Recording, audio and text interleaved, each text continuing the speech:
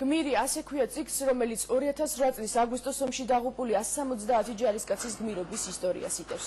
წიგნის პრეზენტაცია დღეს იგეგმება. მასში ყველა იმ გმირის სახელი და გვარია შესული, რომლებმაც ომის დროს სამშობლოს თავი შესწირეს. პრეზენტაცია ნიკა მემანიშვილის სიმფონიური ორკესტრის თანხლებით გაიმართება. საქართველოში პირველად შესრულდება გია ყანჩელის ნაწარმოები პატარა იბერი, რომელიც მეორე მსოფლიო ომის შთაგონებით დაიწერა. მსახიობი გიორგი ჟანგური კი ყველა იმ ჯარისკაცის სახელსა და გვარს გამოაცხადებს, ვის ისტორია წიგნშია მოთხრობილი.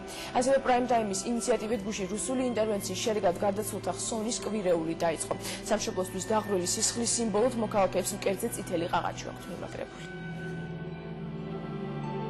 ის რაც გვინდოდა რომ გამოსულიყო, რაზეც ვიმუშავეთ თელმა რედაქციამ, მთელი პრაიმ-ტაიმის რედაქციამ, ეს ყველაფერი შედგა. უკვე იმდენი ხალხი შემოგვიერთდა, იმდენი ადამიანი გვირეკავს და გთხოვს, რომ სად არის ეს ყაყაჩო, სად შეიძლება ავიღოთ, ჩვენც გავიზიაროთ ეს პოზიცია და ჩვენც ვუერთდებით. მე ზუსტად ვიცოდი, რომ ეს ესე იქნებოდა, იმიტომ რომ შეუძლებელია, რომ დღეს ვინმე გულგრილად ჩაუაროს აგვისტოს დღეებს. ასე რომ გამოვიდა, რომ პრაიმ-ტაიმმა აგვისტოს დღე დაარცა ხსოვნის დღედ და მის აღნიშნულ სიმბოლოდ ყაყაჩო.